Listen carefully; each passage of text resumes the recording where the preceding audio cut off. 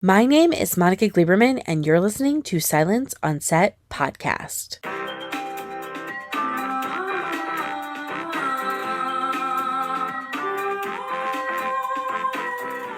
For today's podcast, we're catching up with Benjamin Mascolo, who appeared as Roy in Time Is Up and is now in its sequel, Game of Love. For Game of Love, Roy and Vivien arrive at Roy's childhood home to prepare for the sale of a family estate. A woman arrives and lines are crossed as secrets from Roy's past force the couple to face aspects of their relationship. So here to talk about Game of Love is Benjamin Mascolo. So I'm just going to jump in because I know we have like limited time and I have so many questions. So I want to start off with Roy. How do Yes. you feel that he has changed from the first movie into now the new movie Game of Love? Well, the first thing he is in love for really the first time in his life. Like it's the first time he has a relationship. So he never believed in love before meeting Vivian, and he kind of found out this new thing about love in the first movie. But now he's in a relationship, so they've been together for a while now. So they're going through the struggles that every young couple goes through, and maybe distance, maybe jealousy. There's a lot of things involved. So I feel like he's learning and he's changing. And in the first movie, it was very nuclear in terms of locations, and you guys were kind of all together. This movie is much more global, right? You travel.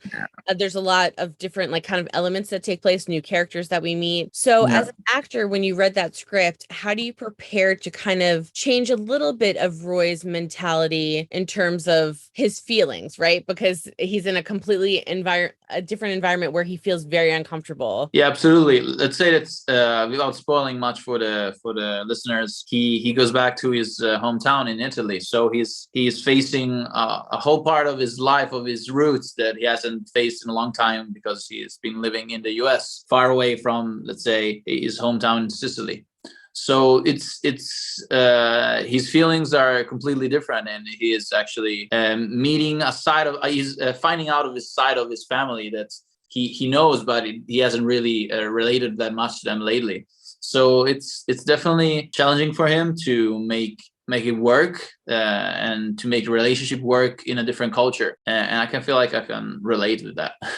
I was gonna say there might be some parallels for you, especially. Oh, there is no doubt. There is no doubt. And then how do you feel the relationship between Vivien and Roy have kind of like evolved over time? Because it's very different in this film as well, because now you guys are established, right? In the first film, we're kind of meeting you guys, and then, various things happen, and ultimately you guys kind of reconnect. In this film, you're together and you're traveling. And so what was that like in terms of trying to extend the relationship and add something to it? Yeah, let's say, like you said, the first movie is actually the real challenge, is how to make it work between two people that are from very different backgrounds, very different families, different values, different life stories, and how to make it work. And we have, for whoever's seen the first movie, it has a good ending. But the second movie, it's a different kind of challenge for Roy and Vivien, and it's not anymore about getting together. It's about making it work in time, and making it work with cultural differences, and making it work with traveling, making it work with different even life goals, because she's gonna study at university, and Roy still doesn't know what he's gonna do exactly. So it's something we can all relate to, I believe. It's the struggles of making a relationship work, because, love is beautiful, but love is not enough. Sometimes you have to really make a lot of sacrifices to make a relationship work. Yeah, and you made like a great point when you said like, love is beautiful, but there's still like sacrifice. I feel like these two like for this couple, they go through a lot of that, right? Where it's like so beautiful to see them together, but there's so many struggles that they have to go through. So for, you and like working with Bella, like how do you guys kind of choreograph that in terms of balancing out to show how much they love each other, and that like this fighting is not necessarily negative, it's just a part of being in a relationship for these characters. So how do you guys work to make sure that that comes across on screen? Yeah, that's a good question, honestly. Like I totally understand where you come from with that. And it's interesting because, like you said, there has to be a balance. I feel like that no matter how hard they fight and how far apart they go, there's always a part of them that wants to work it out. And I feel like that's fundamental in a couple that loves each other, is that even if you don't agree with the other person, even if you are really mad and upset in the moment, there's still a part of you that wants to work it out. So eventually, whether it takes 1 day, 2 days, a week, the time it takes, you are gonna go back to the person and be like, I've thought about it. This is where I was wrong, and maybe the other person does the same thing, and that's where you find a common ground. And I feel like we find our own way to convey that in a movie. Yeah, you guys do a really good job of kind of keeping that balance, because there's no doubt when you watch it that you guys, the characters, that they love each other. There's no doubt about that. Yeah. It's just Yeah. the struggles that we all go through, right? And so you Yeah. guys do a really great job of kind of balancing that line, like teetering between like, oh, are they going to break up and it's not going to work out for them, or are they going to make it through? And it always seems like you guys will make it through, that this couple's strong and there's something behind there. I wanted to ask you too, for Roy, like, do you feel like in this film in particular that he expresses himself a little more than in the first film? Yeah, I feel like he's by character, he's very dark and very introspective, but I do feel like he opens up more in this movie. And I feel like the beautiful thing is that he opens up because Vivien makes him open up. He's teaching him literally how to open up to the world and how to put himself out there, even with the risk of getting hurt, because that's what happens when you make yourself vulnerable. You risk getting hurt, but it's part of the process. And I feel like Vivien really helps him in that. And does it help you too, like as an actor, that your character is always in like dark colors and muted, and Vivien's always in like bright colors, and I feel like that represents so much of the personality differences between the two of you. So does it help when you get into that like wardrobe and you guys are, acting? Does that add a layer for you, like to kind of become Roy and become very introverted and, in his thoughts? Yeah, absolutely. I feel like it does help me a lot. It's kind of funny because I have a part of my personality is like that, but the people that really know me know that I can be very, very much even the opposite. So it's kind of funny because I'm feeding into a part of me to build Roy's character. And yes, definitely, I like, he's a very much a lone wolf in the way he is, and he's learning how to relate to others. And yeah, I can relate to that too. And what was like your favorite part? Because it's so beautiful and the sets are amazing. The acting's fantastic. You guys did such a great job. But what was your favorite part in this film? Because I mean, everything that you see is beautiful. There's gorgeous sets or real locations that you guys are working on.